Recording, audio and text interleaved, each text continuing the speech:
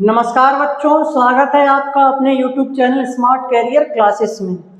आज जैसा कि देख पा रहे हैं कि आज का आपको जो थंबनेल दिखना है, आज की जो क्लास है वो परीक्षा के पॉइंट ऑफ व्यू से काफ़ी महत्वपूर्ण होने वाली है, क्योंकि आज की इस क्लास में बच्चों हम डिस्कस करेंगे संघट्टवाद सिद्धांत। ये सिद्धांत जो है परीक्षा के पॉइंट ऑफ व्यू से, बोर्ड एग्जाम के व्यू से काफ़ी इम्पोर्टेंट है। ठीक है, तो इस संघट्टवाद सिद्धांत को आज हम बेहतरीन तरीके से डिस्कस करेंगे। चलिए देखते हैं। चैप्टर हमारा वही है, चैप्टर नंबर 3 है, जिसका नाम है रासायनिक बलगतिकी यानी कि केमिकल काइनेटिक्स। आज की क्लास में लेक्चर नंबर 10 है आज का। इससे पहले जो है 9 लेक्चर यानी कि 9 क्लासेस जो हैं ऑलरेडी इस चैनल में बनाई गई प्लेलिस्ट में अपलोड की जा चुकी हैं। तो जो बच्चे इस चैनल पे पहली बार विजिट किए हैं, क्लास 12th में हैं, हिंदी माध्यम के विद्यार्थी हैं, तो पूरी प्लेलिस्ट को फॉलो करें। ठीक है, प्लेलिस्ट के अकॉर्डिंग ही अपनी पूरी पढ़ाई करें। 20 से चीज़ों को ना देखें, 20 से किसी भी लेक्चर को ना देखें, आपके सही से समझ में आएगा नहीं। ठीक है, तो आज का लेक्चर नंबर 10 है। आज के लेक्चर नंबर 10 में हमें क्या डिस्कस करना है, देखिए संघट्टवाद सिद्धांत। जैसा कि हमने बताया कोलिजन थ्योरी। ठीक है, संघट्टवाद सिद्धांत को हम टक्कर सिद्धांत के नाम से भी जानते हैं। ठीक है, परीक्षा की पॉइंट ऑफ व्यू से ये सिद्धांत काफ़ी महत्वपूर्ण है। बोर्ड परीक्षा में पूछा जाता है, जैसा कि यहाँ पे लिखा भी है कि बोर्ड परीक्षा में बार बार पूछे जाने वाला टॉपिक। ठीक है, और ये सिद्धांत काफ़ी सरल भी है। ठीक है, थ्योरेटिकल इसका पोर्शन है, हर एक बच्चा आसानी से इसे समझ सकता है और इसे हम सरल से सरल शब्दों में समझाएंगे बेहतरीन उदाहरणों के साथ। तो जुड़े रहें हमारे साथ। ठीक है, वीडियो के लास्ट तक, अंत तक पूरा वीडियो देखें। ठीक है, बेहतरीन तरीके से पढ़ेंगे, चीज़ों को जीरो लेवल से उठाएंगे और एडवांस लेवल तक चीज़ों को लेकर जाएंगे। ठीक है, चलें अच्छा जो है फिर स्टार्ट करते हैं आज की इस बेहतरीन क्लास को। चलें अच्छा देखें, जैसा कि देख पा रहे हैं कि इसमें हेडिंग पड़ी है संघट्टवाद सिद्धांत यानी कि कोलिजन थ्योरी। एक बात हम और बता देना चाहें कि इस सिद्धांत को हम टक्कर सिद्धांत भी कहते हैं।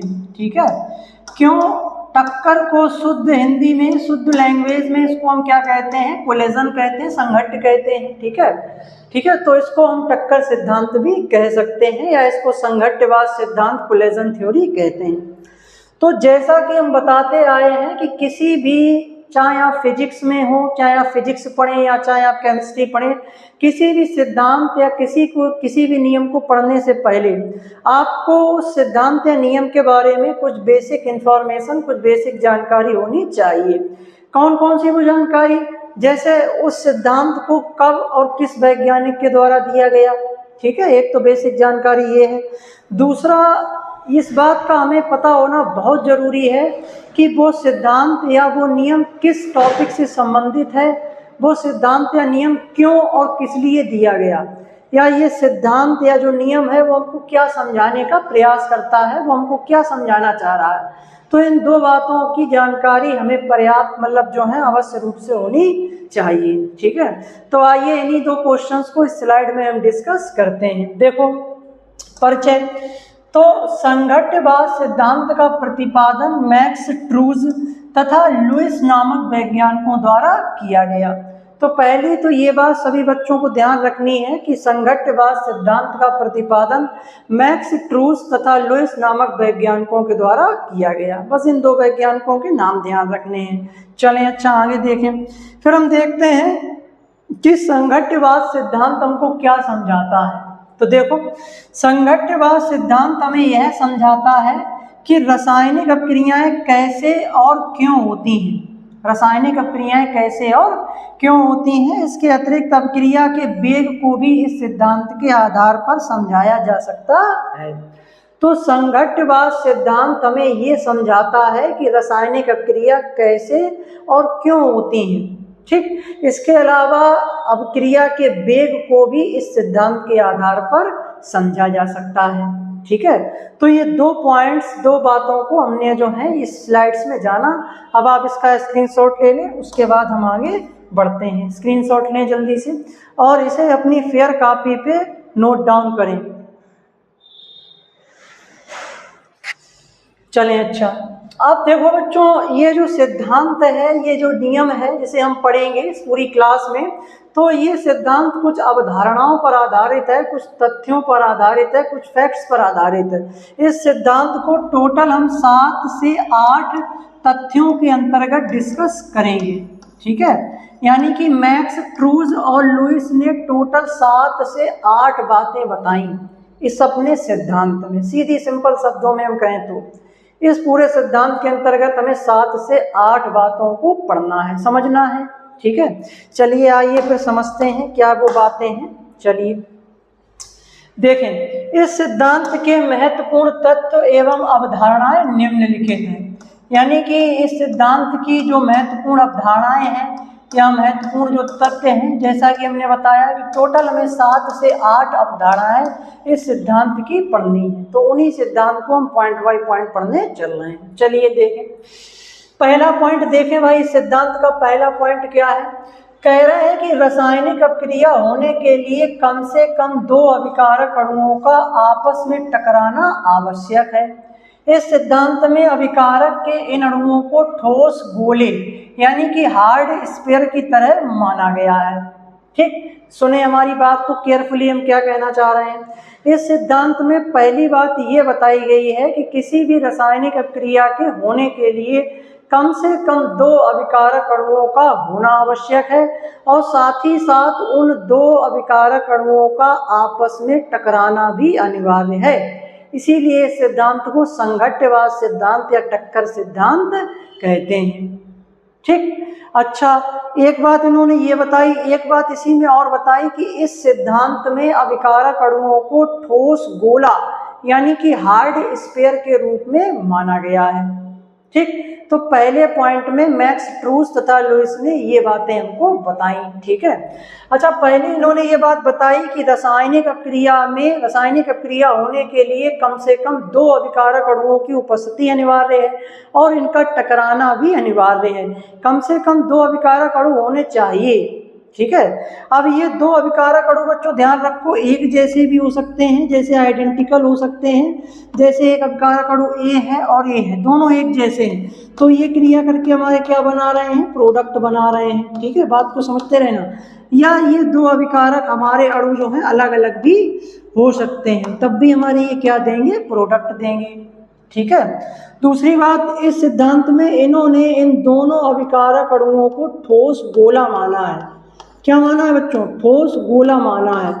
इस सिद्धांत में अभिकारक अणुओं को ठोस गोले की तरह, हार्ड स्फीयर की तरह कंसीडर किया गया है, ठीक है। तो पहला तो पॉइंट ये हो गया, ठीक है, पहला पॉइंट समझ में आ गया होगा। चलिए अब हम दूसरे पॉइंट की तरफ बढ़ते हैं। दूसरा पॉइंट ये कह रहा है कि अभिकारक अणुओं के परस्पर आपस में टकराने से इनकी गतिज ऊर्जा काइनेटिक एनर्जी में वृद्धि हो जाती है।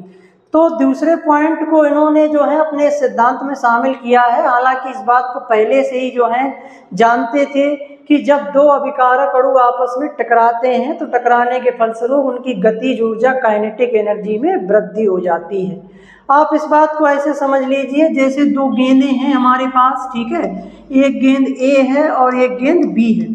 तो जब ये दोनों गेंदें जो हैं आपस में टकराती हैं तो टकराने से इनकी जो है गति बढ़ जाती है कि नहीं बढ़ जाती है। आप घर पे आपने देखा ही होगा या नहीं किया हो, प्रयोग तो कर सकते हैं। 2 गेंदें आप ले लीजिए, चाहे प्लास्टिक की हो या रबर की हो, तो उन दोनों को आपस में टकराइए तो टकराने से उनकी गतिज ऊर्जा बढ़ जाएगी, एक दूसरे को धक्का लगाएंगी तो धक्का लगाने से उनकी ऊर्जा बढ़ जाएगी। या आप एक सिंगल बॉल ले लीजिए, आप उस सिंगल बॉल को जमीन में जंप कीजिए, ठीक है, तो जैसे वो जमीन से टकराएगी उसकी स्पीड और बढ़ जाएगी, वो तेजी से उछलेगी। तो उसकी स्पीड बढ़ गई, इसका मतलब क्या है, साइंस में उसे कहेंगे कि उसकी गतिज ऊर्जा बढ़ गई। तो दूसरा पॉइंट जो है मैक्स ट्रूज और लुईस ने ये बताया कि जब अभिकारक अणु आपस में टकराते हैं तो टकराने से उनकी गतिज ऊर्जा में वृद्धि हो जाती है। ठीक, चलिए 2 पॉइंट हमने पढ़ लिए हैं, जल्दी से इसका स्क्रीनशॉट ले लें, उसके बाद हम आगे बढ़ते हैं।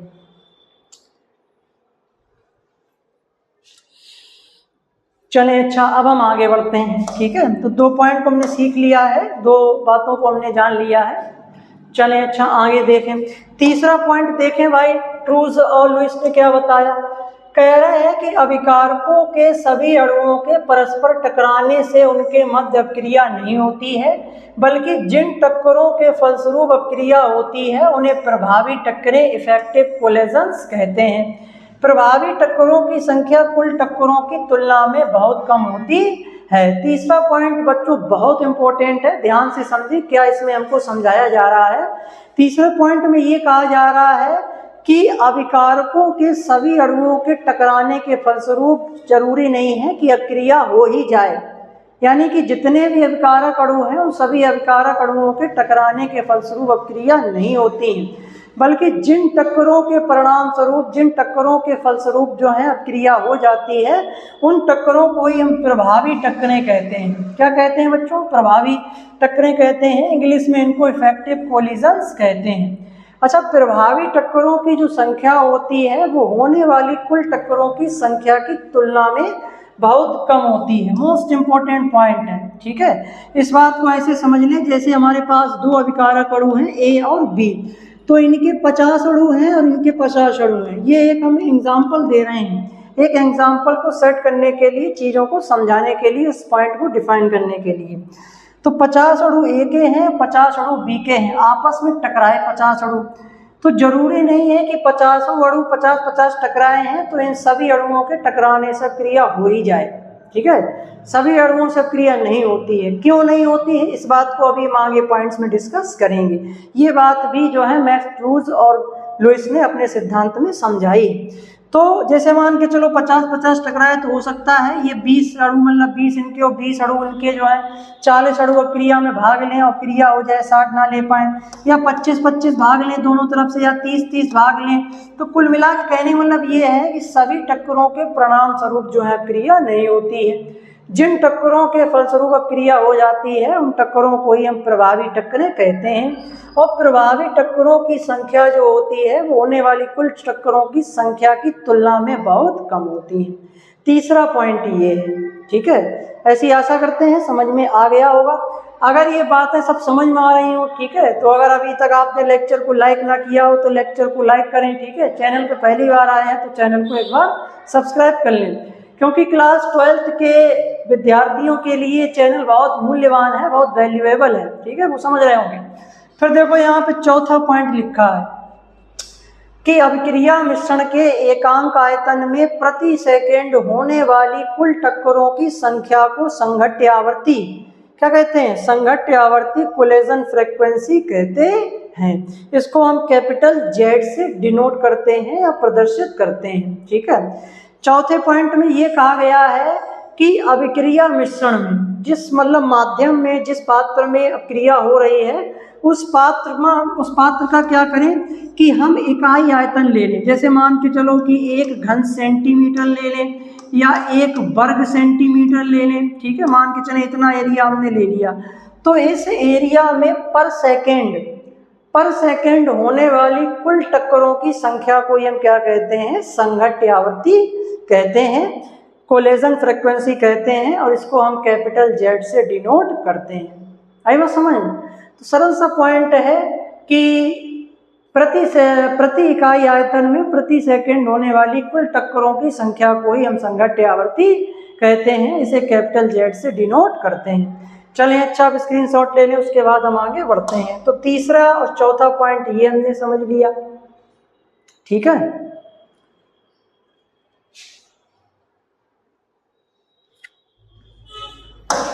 चलें, अच्छा आगे बढ़ते हैं और अब अपने 5वां पॉइंट समझते हैं, मोस्ट इंपोर्टेंट है। देखें, अभिक्रिया होने के लिए किसी अणु के पास एक न्यूनतम ऊर्जा होनी चाहिए जिसे देहली ऊर्जा थ्रेशोल्ड एनर्जी कहते हैं, ठीक है। इस बात को आप समझें कि किसी भी अभिकारक अणु को अभिक्रिया में भाग लेने के लिए उसके पास एक मिनिमम अमाउंट ऑफ एनर्जी होनी चाहिए, एक न्यूनतम ऊर्जा होनी चाहिए। उस न्यूनतम ऊर्जा को हम क्या कह रहे हैं बच्चों? देहली ऊर्जा कह रहे हैं, थ्रेशोल्ड एनर्जी कह रहे हैं। अगर किसी अणु के पास देहली ऊर्जा के बराबर एनर्जी नहीं है तो वो अणु जो है क्रिया में भाग नहीं लेगा। मिनिमम अमाउंट ऑफ एनर्जी, ठीक है, किसी अणु की जिससे वो क्रिया में भाग ले तो उसे हम क्या कहते हैं? देहली ऊर्जा कहते हैं। आप इस बात को एक ग्राफ के माध्यम से समझें, ठीक है, इसे हम एक ग्राफ के माध्यम से समझाए दे रहे हैं, ठीक है। देखो यहाँ पे समझो,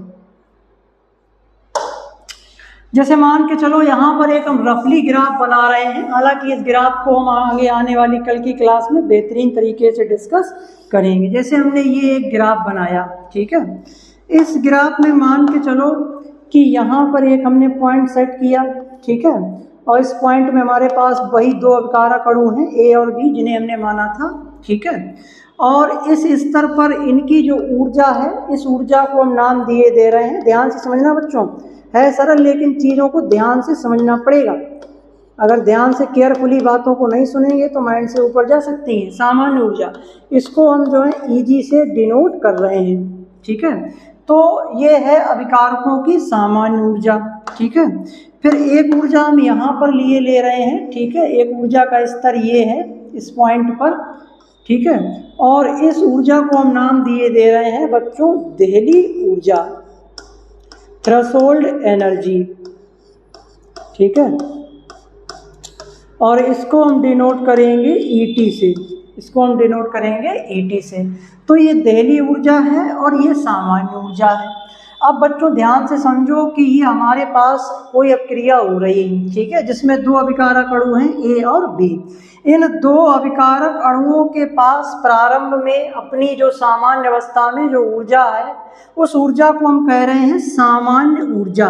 क्या कह रहे हैं? सामान्य ऊर्जा, या इसको प्रारंभिक ऊर्जा भी कहते हैं। कुछ किताबों में इसको प्रारंभिक ऊर्जा भी कह रखा है, तो आप चाहे इसको सामान्य ऊर्जा कहें चाहे प्रारंभिक ऊर्जा कहें, नो डाउट सामान्य ऊर्जा इसको ईजी से डिनोट कर रहे हैं। इस ऊर्जा लेवल पर ये अभिकारक अणु जो है क्रिया में भाग नहीं ले पाएंगे।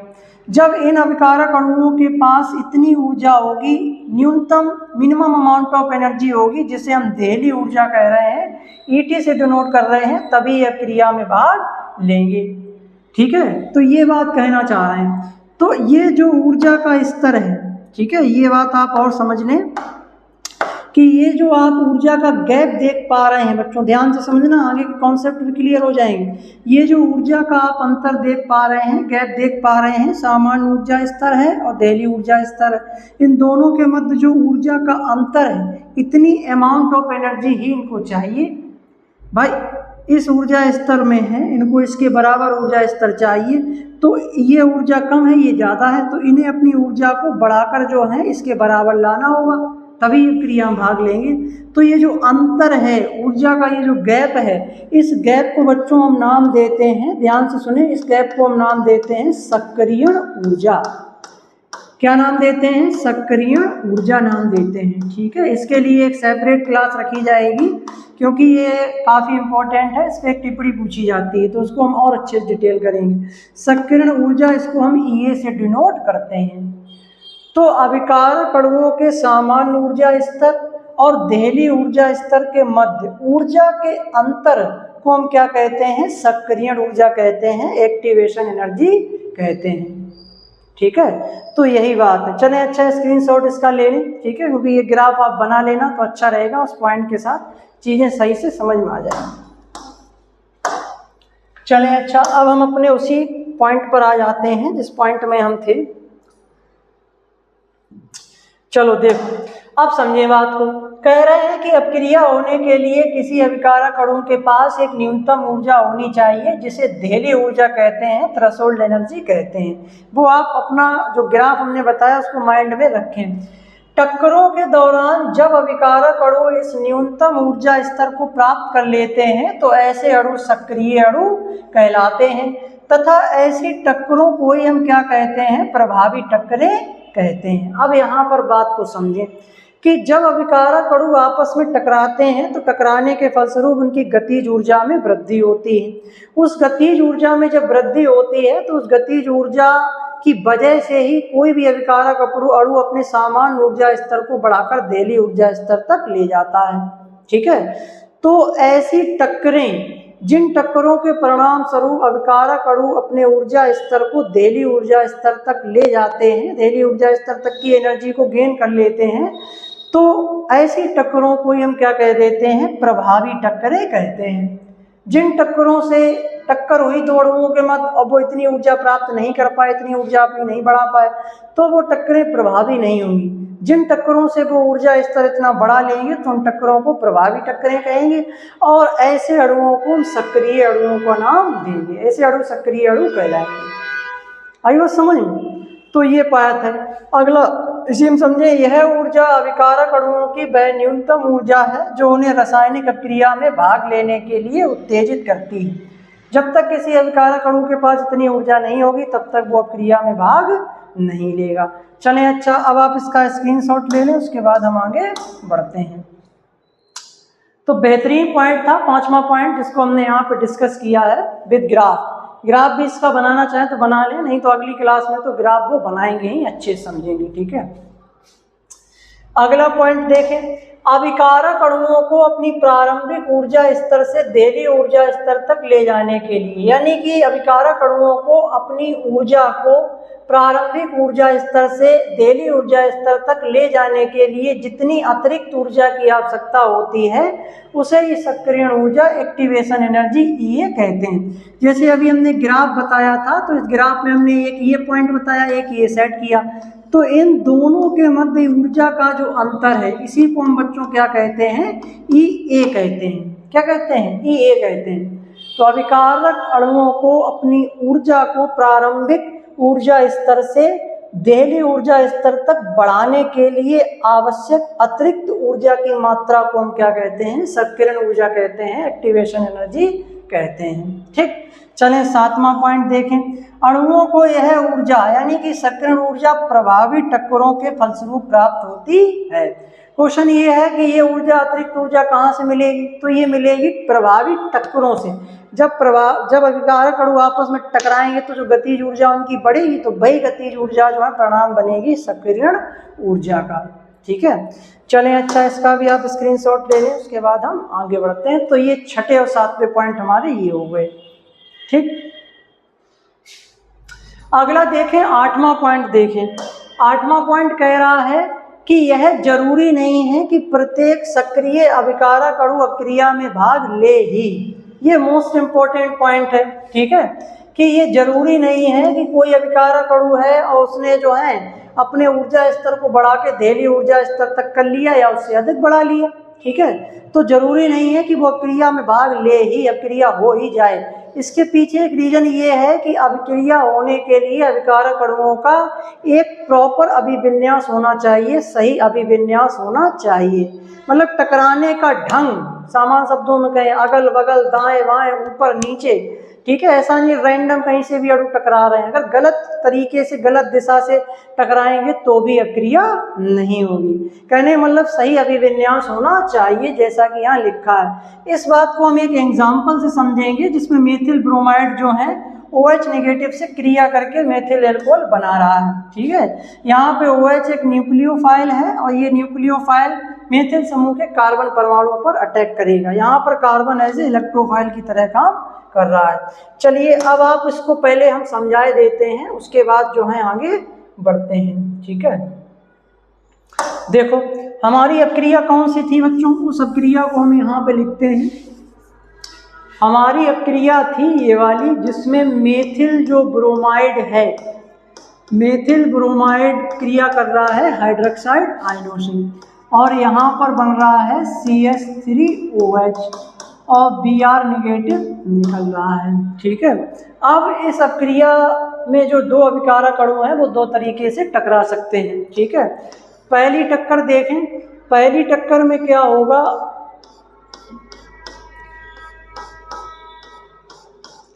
कि पहली टक्कर में जो OH नेगेटिव है, हाइड्रोक्साइड आयन है, वो सीधे जो है सही दिशा से, मतलब सीधे डायरेक्ट जो है सीधी तरफ से ब्रोमीन की साइड से जो है कार्बन परमाणु पर अटैक करे।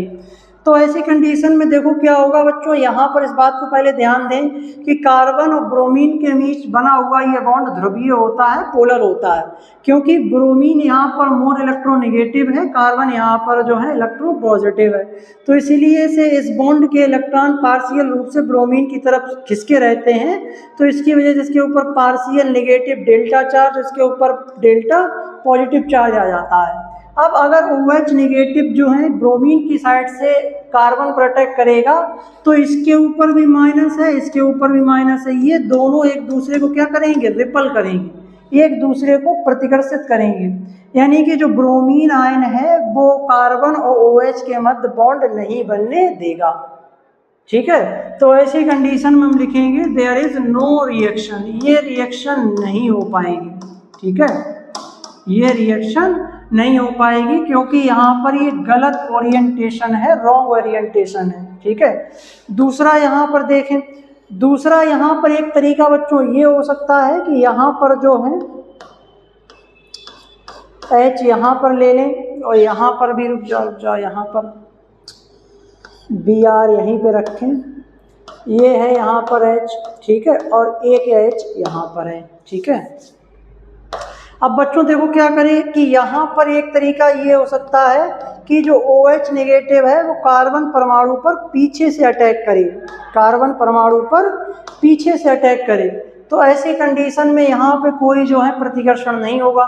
ठीक है, जब प्रतिकर्षण नहीं होगा तो ये अक्रिया होगी, और जब अक्रिया स्टार्ट होगी तो यहाँ पर बच्चों एक बात और ध्यान रखो कि जब ये अक्रिया हो जाएगी, अटैक कंप्लीट हो जाएगा, तो ऐसी कंडीशन में कार्बन और ब्रोमीन के मध्य बना हुआ ये बॉन्ड धीरे धीरे टूटने लगेगा। और यहाँ पर जो है हम बताए दे रहे हैं, समझाए दे रहे हैं यहाँ पर कि यहाँ पर जो है कार्बन और OH समूह के मध्य यहाँ पर नया बॉन्ड बनने लगेगा। ठीक है, नया बॉन्ड यहाँ पर बनने लगेगा, इस बात को ध्यान रखना है। ठीक है, तो यहाँ पर कार्बन और हाइड्रोजन के बीच ये वाला बॉन्ड टूट रहा है और ये वाला बॉन्ड नया बन रहा है। इस अवस्था को हम कहेंगे अस्थायी अवस्था, ये कुछ समय के लिए देखने को मिलेगी हमको जो है। ठीक है, जिसमें जो है कार्बन और ब्रोमीन के मध्य बना हुआ बॉन्ड धीरे धीरे टूट रहा है और कार्बन और हाइड्रोक्साइड समूह के मध्य बना हुआ बॉन्ड धीरे धीरे बन रहा है। ठीक है, तो ये वाली रिएक्शन है। अब लास्ट में क्या होगा कि ये पूरा बॉन्ड कंप्लीट बन चुका होगा, ये बन जाएगा CH3OH और ब्रोमाइड आयन जो है वो निकल जाएगा। तो ये वाला हमारा सही ओरिएंटेशन है। ठीक है, चलिए अच्छा इसका स्क्रीनशॉट ले लें। अब हम आगे बढ़ते हैं। तो ये सब बातें थी समझने लायक।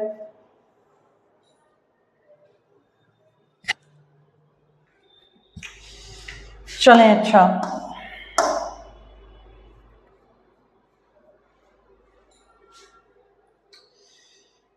देखो बच्चों यही वाला पॉइंट हम समझ रहे थे, इसको हमने रिएक्शन के माध्यम से समझा। अब देखो उन्हीं दो पॉइंट को हमने यहाँ पे लिखा है, जैसे गलत ओरिएंटेशन और सही ओरिएंटेशन। यदि OH नेगेटिव आयन सीधे ब्रोमाइड Br की तरफ से आक्रमण करता है तो दोनों के ऋणावेश एक दूसरे को क्या करते हैं, रिपल करते हैं, प्रतिकर्षित करते हैं। भाई सेम चार्ज वाले एक दूसरे को प्रतिकर्षित करते हैं, कॉमन बात है, सभी जानते हैं, जिससे कोई उत्पाद नहीं बनता है। सही विन्यास कौन सा है, जब OH नेगेटिव आयन पीछे की तरफ से कार्बन पर आक्रमण करता है तो पुराना बना कार्बन और ब्रोमीन के मध्य बना पुराना बंध आसानी से टूट जाता है और नया बंध कार्बन और हाइड्रोक्साइड समूह के मध्य बना बन जाता है। ठीक है, चलें अच्छा इसका स्क्रीनशॉट ले लें, फिर हम आगे बढ़ते हैं। तो आप 8वें पॉइंट को इस तरीके से एक्सप्लेन करेंगे। ठीक है, अब क्रिया दिखाएंगे, दोनों बातें ये लिखेंगे और अब क्रिया जो हमने अभी दिखाई थी उस सब क्रिया को भी आप शो करेंगे। चलें अच्छा, अब हम आगे बढ़ते हैं। तो ये बच्चों हमारे 8 पॉइंट थे। ठीक है, हमने क्या कहा था कि टोटल इस सिद्धांत के अंतर्गत हमें 7 से 8 पॉइंट को अध्ययन करना है। ये सिद्धांत इन्हीं 7 और 8 पॉइंटों पर आधारित है। ठीक है, चलिए अच्छा, अब हम देखते हैं कि इसने ये तो बता दिया इस सिद्धांत में कि रासायनिक अभिक्रियाएं कैसे और क्यों होती हैं, ये तो हम समझ गए इन 8 पॉइंट के अंतर्गत। अब हम देखते हैं ये सिद्धांत किस प्रकार हमें अभिक्रिया के वेग को समझाता है। देखो इस सिद्धांत के अनुसार अभिक्रिया का वेग निम्न कारकों पर निर्भर करता है। पहला कारक है संघट्य आवृत्ति, जिसको हम कोलेजन फ्रीक्वेंसी कहते हैं, इसको Z से डिनोट करते हैं। कोलेजन फ्रीक्वेंसी मतलब भाई प्रति इकाई आयतन में प्रति सेकंड होने वाली टक्करों की संख्या। सक्रियण ऊर्जा यानी कि E भाई जो है सामान्य ऊर्जा स्तर और देली ऊर्जा स्तर के मध्य ऊर्जा का जो अंतर है उसी को सक्रियण ऊर्जा कह रहे हैं। दूसरा उपयुक्त सही अभिविन्यास यानी कि करेक्ट ओरिएंटेशन, जो कि अभी हमने 8वें पॉइंट में समझा। ठीक है, अब इन्हीं पॉइंट को हम डिटेल में अभी यहाँ पर समझेंगे। चलें स्क्रीनशॉट लें जल्दी से, स्क्रीनशॉट ले लें जल्दी से।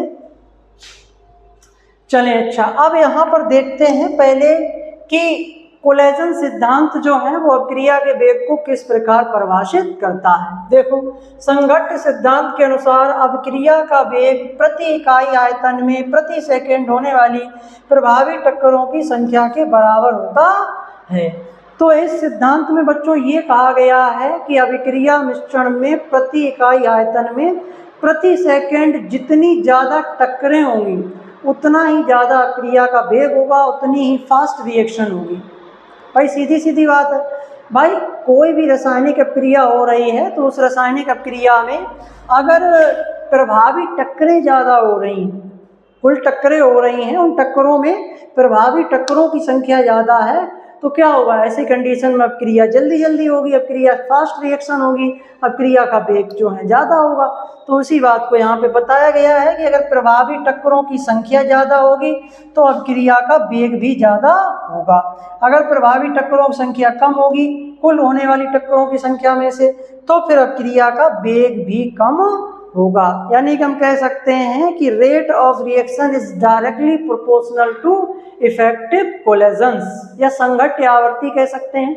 इस बात को ऐसे लिख सकते हैं कि R is directly proportional to Z, ठीक है, R is directly proportional to Z, यानी कि संघट्ट आवर्ती जितनी ज़्यादा होगी रेट ऑफ रिएक्शन उतना ही ज़्यादा होगा, संघट्ट आवर्ती जितनी कम होगी उतना ही जो है रेट ऑफ रिएक्शन कम होगा। तो आप इस बात को ऐसे भी लिख सकते हैं। चलें अच्छा, अब स्क्रीनशॉट ले लें जल्दी से।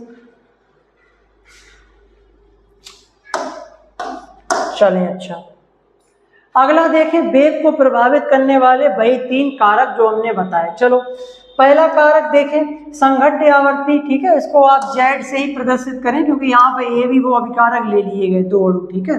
तो Z, बर्तन में प्रति सेकंड जितनी ज़्यादा टक्करें होंगी अभिक्रिया का वेग उतना ही ज़्यादा होगा। वही बात है, सांद्रता बढ़ाने पर अणुओं की संख्या बढ़ती है जिससे Z का मान बढ़ता है और वेग भी बढ़ जाता है। तो वही बात यहाँ बताई गई कि प्रभावी टक्करें जितनी ज़्यादा होंगी वेग उतना ही ज़्यादा होगा, ठीक है।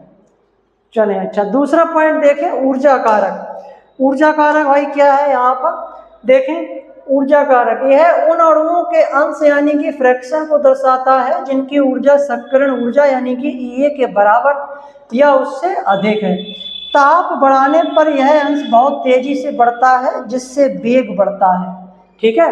तो इस पॉइंट में ये कहा गया है कि अगर हम अभिक्रिया का वेग बढ़ाते हैं, अभिक्रिया का अगर हम टेम्परेचर बढ़ाते हैं, तापमान बढ़ाते हैं, तो इससे क्या होता है, अभिक्रिया का वेग बढ़ जाता है। ये बात तो हम पहले से ही जानते हैं कि ताप बढ़ाने पर अभिक्रिया का वेग बढ़ जाता है और प्रायोगिक रूप से ये देखा गया है कि प्रत्येक 10 डिग्री सेल्सियस की वृद्धि पर अभिक्रिया का वेग लगभग 2 गुना बढ़ जाता है। तो वो क्यों बढ़ जाता है, वो इसलिए बढ़ जाता है क्योंकि तापमान बढ़ाने से अणुओं के मध्य टक्करें ज़्यादा होती हैं तो काइनेटिक एनर्जी में वृद्धि होती है।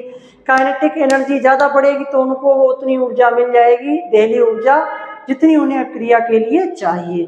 तो इससे क्या होगा, उन अणुओं का अंश, फ्रैक्शन बढ़ जाएगा जिनके पास वो सक्रियण ऊर्जा है, ठीक है।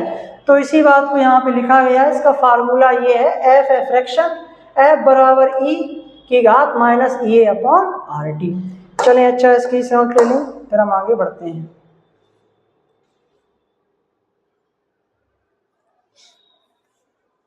ठीक है बच्चों, चलें अच्छा, तीसरा कारक देखें, त्रिविम कारक, स्टेरिक फैक्टर, ठीक है। इसको स्मॉल p से डिनोट कर देते हैं। ये वही है सही ओरिएंटेशन वाला, यह सही दिशा ओरिएंटेशन में होने वाली टक्करों की प्रायिकता है। यदि अणु जो है जटिल है तो P का मान कम हो जाता है जिससे अभिक्रिया का वेग धीमा हो जाता है। ये मतलब जो है अभिकारक अणुओं की ओरिएंटेशन को पॉइंट यहाँ पे आधार बनाया गया है कि अणुओं के टकराने का जो ढंग है, उनकी दिशा है, तो वो अगर सही है, उनका सही ओरिएंटेशन है, सही दिशा में टकरा रहे हैं तो अभिक्रिया का वेग बढ़ जाएगा। और अगर जो है अणुओं के पास सक्रियण ऊर्जा तो उन्होंने गेन कर ली टकराने से, लेकिन वो सही दिशा में नहीं टकरा रहे हैं, ओरिएंटेशन उनका इनकरेक्ट है, तो रासायनिक अभिक्रिया नहीं होगी, रासायनिक अभिक्रिया का वेग नहीं बढ़ेगा, ठीक है। यदि अगर हमारा जड़ू जो है, अगर हमारा जो अणु है वो सरल टाइप का है, सिंपल टाइप की संरचना है, तो उसके सही दिशा में टकराने के चांस ज़्यादा हैं। और अगर अणु जो है जटिल टाइप का है, कॉम्प्लेक्स स्ट्रक्चर है, तो उसके जो है गलत ओरिएंटेशन में टकराने के चांस ज़्यादा हैं। चलें अच्छा स्क्रीनशॉट ले लें।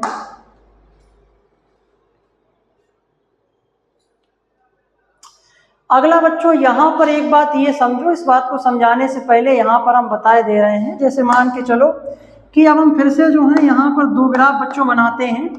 एक ग्राफ जैसे मान के चलो हमने ये बना लिया अपना छोटा सा रफली ग्राफ है, ठीक है, एक ये बना लिया, ठीक है। इस ग्राफ में एक ऊर्जा स्तर ये है, एक ऊर्जा स्तर ये है, ठीक है।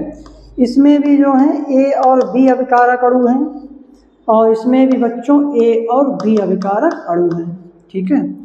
एक पॉइंट ऊर्जा का हम ये वाला बनाए ले रहे हैं यहाँ पर, ठीक, और एक ऊर्जा का पॉइंट हम ये वाला बनाए ले रहे हैं, ठीक है। यहाँ पर जो ऊर्जा है बच्चों वो कौन सी है, वही देली ऊर्जा वाली है, ईटी है। यहाँ पर भी जो है ईटी है, ठीक है। और यहाँ पर भी हम बनाए दे रहे हैं, ये सामान्य ऊर्जा है, प्रारंभिक ऊर्जा, जिसको हम ईजी से डिनोट कर रहे हैं, ठीक है। अब जरा बच्चों में थोड़ा दिमाग लगाकर ये बताएं सभी बच्चे कि ये जो अपक्रिया हो रही है, इस अपक्रिया, एक अपक्रिया इसमें हो रही है पात्र ए में, और एक अपक्रिया पात्र बी में हो रही है। बताएं किस अपक्रिया का वेग ज़्यादा होगा, कौन सी रिएक्शन फास्ट होगी, ठीक है। कॉमन सेंस जरा यूज करें, जो भी हमने बताया है, किस अपक्रिया का वेग ज़्यादा होगा,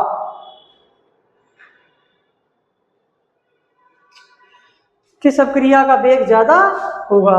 तो देख पा रहे होंगे कि पहले तो आप ऊर्जा गैप निकाल लें कि ये वाली जो अपक्रिया है इसमें ऊर्जा का अंतर ये है, इतना गैप है, यानी कि इस अपक्रिया को होने के लिए इतनी सक्रिय ऊर्जा की डिमांड है, और इस अपक्रिया को होने के लिए ऊर्जा गैप ये है, अगर ये अपक्रिया होगी तो इतनी, इसको इतनी सक्रिय ऊर्जा चाहिए। तो बच्चों जिस अपक्रिया के लिए सक्रिय ऊर्जा का मान कम होगा, उस अपक्रिया का जो वेग होगा वो कैसा होगा, ज़्यादा होगा। वेग कैसा होगा बच्चों, ज़्यादा होगा। ऐसी कंडीशन में जो क्रिया होगी वो तीव्र गति से होगी, फास्ट रिएक्शन होगी, ठीक है। और जिसके लिए जो है ये का मान जो है कैसा है, ये का मान ज़्यादा होगा, ये का मान कैसा होगा, ज़्यादा होगा, ठीक है। तो वो अपक्रिया बच्चों कैसी होगी, उसका जो वेग होगा वो कैसा होगा बच्चों, धीमा होगा, कम होगा, ठीक है। और अपक्रिया की जो स्पीड होगी वो कैसी होगी, धीमी होगी, ठीक है। तो यहाँ पर ये कैसा है बच्चों, यहाँ पर ये का मान जो है कम है, यहाँ पर ये का मान ज़्यादा है। भाई किसी भी अभिकारक अणुओं को सक्रियण होने के लिए, एक्टिव होने के लिए ज़्यादा अणु मतलब ज़्यादा ऊर्जा चाहिए, ठीक है। ज़्यादा ये अंतर है तो भाई उसको ज़्यादा टाइम लगेगा अपक्रिया होने में, कॉमन सेंस वाली बात है, समझ पा रहे होंगे चीज़ों को। और जिन अपक्रिया अभिकारक अणुओं को सक्रिय होने के लिए कम ऊर्जा ही चाहिए, कम ऊर्जा में ही वो सक्रिय हुए जा रहे हैं, तो वो अपक्रिया में जल्दी भाग लेंगे, अपक्रिया फास्ट होगी और अपक्रिया का वेग भी ज़्यादा होगा, ठीक है। तो ये सीधा सीधा सा हमारा कॉन्सेप्ट है। चलें अच्छा स्क्रीनशॉट ले लें, इसका स्क्रीनशॉट ले सकते हैं, ले लें इसका। अब आ जाते हैं इस पॉइंट को, देखो यहाँ पे क्या कहा गया, यहाँ पे ये कहा गया है कि यदि ये सक्रियण ऊर्जा कम होगी तो ऊर्जा अवरोध छोटा होगा। भाई वो जो गैप है, डिफरेंस है, वो कम होगा, इससे अधिक अणु से आसानी से पार कर पाएंगे, अपक्रिया का वेग तीव्र होगा। यदि T तापमान अधिक होगा तो अणुओं की गतिज ऊर्जा बढ़ेगी, गतिज ऊर्जा से प्रभावी टक्करें बढ़ेंगी, प्रभावी टक्करें बढ़ेंगी मतलब अपक्रिया का वेग भी तीव्र होगा। सीधी सीधी इस बात तो कॉमन सेंस वाली बातें हैं, ठीक है। चलें अच्छा स्क्रीनशॉट ले लें।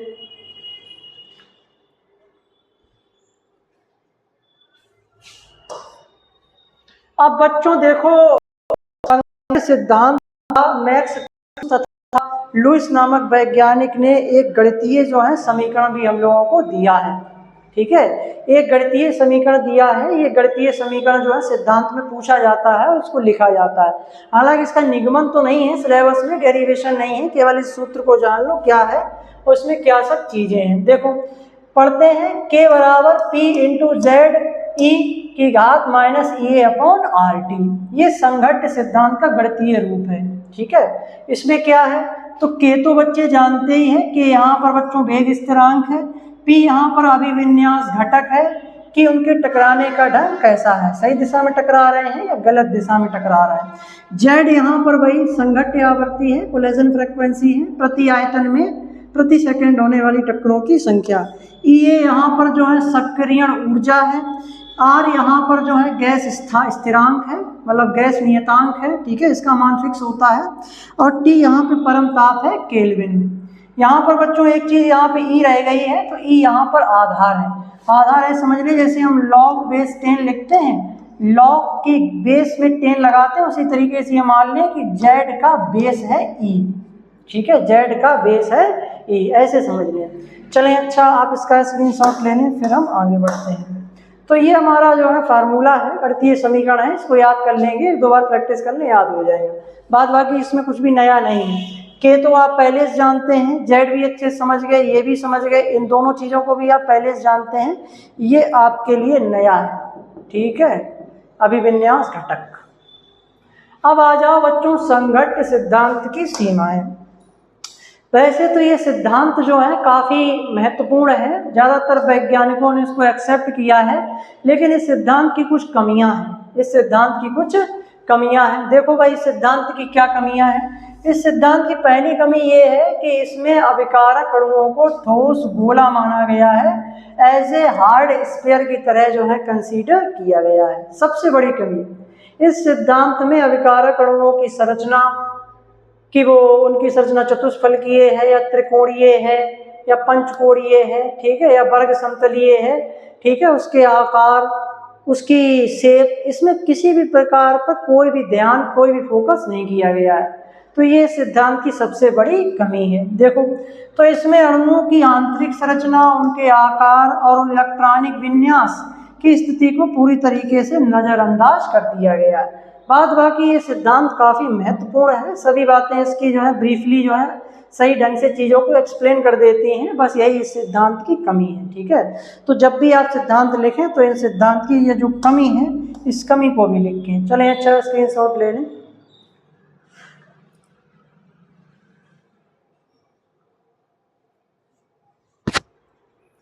चलें, अच्छा, तो ये हो गया हमारा बच्चों जो है आज का संघट्यवाद सिद्धांत। अब एक बार क्या करते हैं, इस सिद्धांत को जल्दी से रिकैप कर लेते हैं, ठीक है, इसको रिवाइज कर लेते हैं एक बार फिर से जो है, ठीक है, जल्दी से इसको समझते हैं, हालांकि हमने सब चीज़ों को समझा दिया है। देखो, तो जैसा कि हमने बताया कि सिद्धांत में 7 से 8 अवधारणाएं दी गई हैं।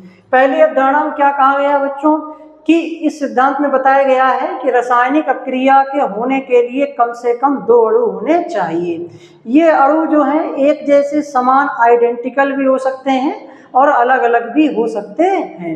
इन दोनों अभिकारक अणुओं के मध्य परस्पर टक्कर भी होनी अनिवार्य है, यानी कि इनका परस्पर टकराना आवश्यक है।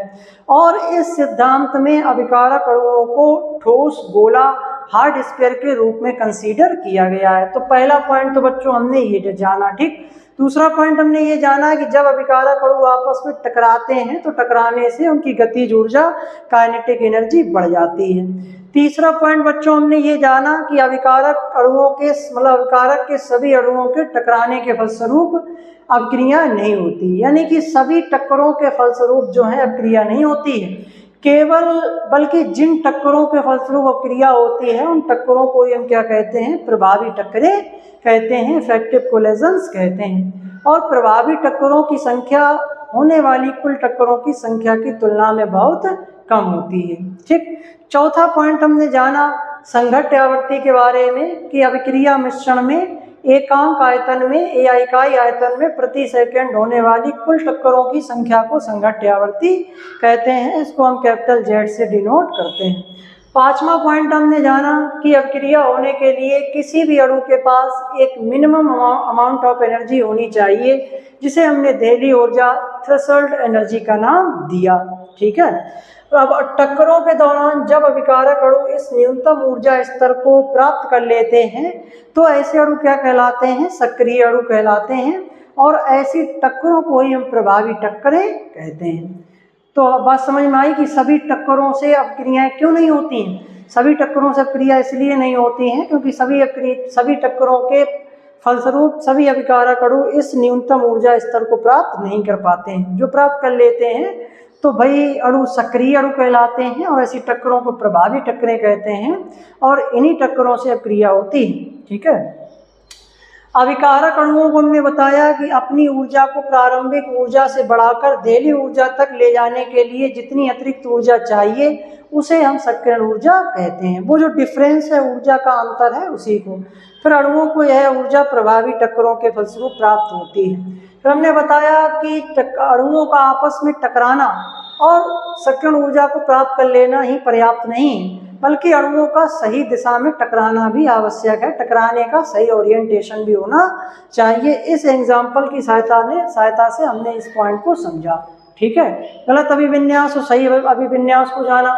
फिर हमने सिद्धांत में अभिक्रिया के वेग को प्रभावित करने वाले 3 कारकों के बारे में जाना। इसमें हमने ये जाना कि Z जो है वो डायरेक्टली प्रोपोर्शनल है हमारे अभिक्रिया के वेग के। संघट्य आवृत्ति जितनी ज़्यादा होगी रेट ऑफ रिएक्शन उतना ही ज़्यादा होगा। और EA के बारे में जाना हमने कि जो EA है, EA का मान जितना कम होगा, ठीक है, रेट ऑफ रिएक्शन उतनी ही ज़्यादा होगी। ठीक है, और अगर EA का मान ज़्यादा है किसी अभिक्रिया के लिए तो रेट ऑफ रिएक्शन उतना ही धीमा होगा। ठीक है, इस बात को हमने जाना और सही अभिविन्यास के बारे में भी हमने डिस्कस किया। चलें, अच्छा, अभिक्रिया के वेग की परिभाषा को हमने जाना। ठीक है, इन सब पॉइंट को हम डिस्कस कर चुके हैं बेहतरीन तरीके से। ठीक है, ये हमने इस संघट्ट सिद्धांत का गणितीय समीकरण जाना कि K बराबर P इंटू जेड e की घात माइनस EA अपॉन RT और इस सिद्धांत की सीमाएं। ठीक है, तो आज की क्लास में इतना ही। आज की क्लास में हमें इतना ही पढ़ना था, संघट्टवाद सिद्धांत। परीक्षा के पॉइंट ऑफ व्यू से ये सिद्धांत बहुत महत्वपूर्ण है। ठीक है, बोर्ड परीक्षा का एक तरीके से फेवरेट टॉपिक है। हर साल जो है इसको पूछा जाता है, मतलब एक जिले में नहीं तो दूसरे जिले में पूछा जाए, क्योंकि सही कई इसमें पेपर सेट्स बनते हैं तो उसमें पूछा जाता है। तो सही से जो है चीज़ों को समझ लिया होगा तो एक बार इसको रिवाइज कर लें। जितना भी हमने यहाँ पे कंटेंट लिखा है पूरा कंटेंट अपनी फेयर कॉपी पे नोट डाउन कर लें। प्रॉपर अपने नोट्स बनाते रहें। ठीक है, किसी प्रकार का कोई डाउट हो तो कमेंट बॉक्स में जो है उस डाउट को क्लियर करें, मतलब हमसे पूछें। ठीक है, चलिए, अच्छा, आज के लिए इतना ही। ठीक है, जुड़े रहें हमारे साथ, पढ़ते रहें। ठीक है, मिलते हैं छोटे से ब्रेक के बाद, तब तक के लिए धन्यवाद।